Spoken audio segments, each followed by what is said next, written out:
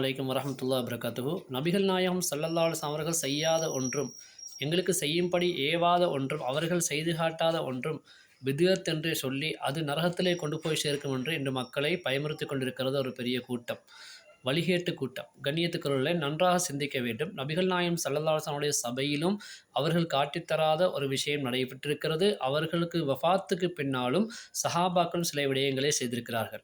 உதாரணமாக சொல்லப்போனால் அனஸ் ரலியல்லாஹு தஆலா அவர்கள் சொல்கிறார்கள், நாங்கள் நபிகள் நாயகம் ஸல்லல்லாஹு அலைஹி வஸல்லம் அவர்களுக்கு பின்னால் நின்று தொழுது கொண்டிருந்தோம். அப்பொழுது ஒரு மனிதர் மிக வேகமாக மூச்சுரைக்க வந்து தொழுகையிலே சேர்ந்து கொண்டார்.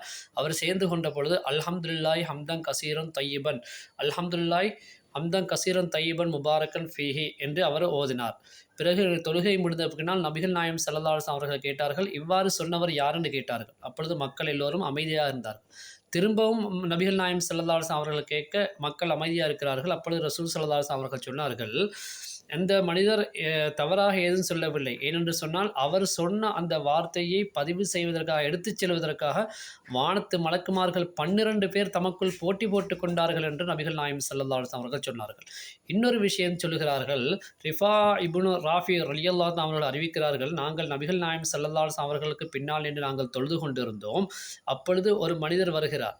ஒரு மனிதர் வந்து ருக்குவிலே நபிகள் நாயகம் ஸல்லல்லாஹு அலைஹி வஸல்லம் அவர்கள் தலையை உயர்த்திய போது அந்த மனிதரும் ருக்குவிலிருந்து எழும்பி சொன்னார்,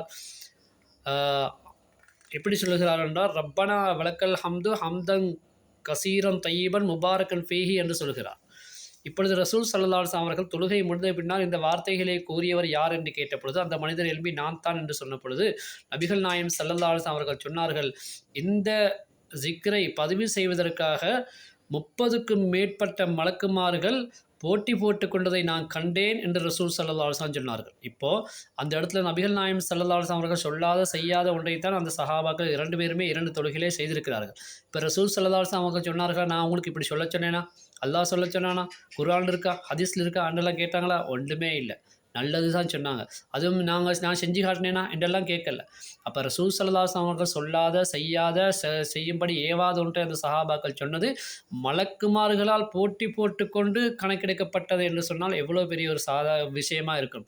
இப்போ கண்ணியத்துக்குரியவர்களே, எந்த ஒரு விஷயமா இருந்தாலும் நபிகள் நாயகம் ஸல்லல்லாஹு அலைஹி வஸல்லம் அவர்கள் சொல்லாத செய்யாத எமக்கு செய்யும்படி சொல்லி காட்டாத செய்து காட்டாத ஒரு விஷயமாக இருந்தால் அதை நாங்கள் செய்வதாக இருந்தால் குர்ஆனுக்கும் ஹதீஸுக்கும் முரண்படாத விஷயமா இருக்கணும். இப்போ அந்த 2 சஹாபாக்கள் சொன்ன விஷயம் வந்து எதில் உள்ளது? ரப்பனா வலக்கல் ஹம்து, அல்லாஹ்வை புகழக்கூடிய ஒரு தஸ்பீஹாக, புகழக்கூடிய ஒரு ஜிக்ராக இருக்கிறது. ஜிக்ரும் தஸ்பீஹும் கூடுமா இல்லையா? குர்ஆன் அல்லாஹ் தஆலா சொல்கிறானா இல்லையா?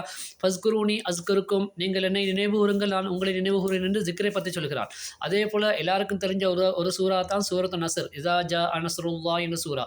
அதில் கடைசியை பாருங்கள், ஃபஸப்பிஹ் பிஹம்தி ரப்பிக் வஸ்தக்ஃபிரு இன்னஹு கான தவ்வாபா. ஃபஸப்பிஹ், நீங்கள் தஸ்பீஹ் செய்யுங்க, பிஹம்தி ரப்பிக், உங்களுடைய ரப்புடைய புகழை கொண்டு தஸ்பீஹ் செய்யுங்கன்னு அல்லாஹ் சொல்கிறான். அப்போ அந்த அந்த 2 சஹாபாக்கள் செய்து ஜிக்ரா இருந்தாலும் அல்லது தஸ்பீஹா இருந்தாலும் குர்ஆனுக்கும் ஹதீஸுக்கும் முரண்படாத விஷயம்.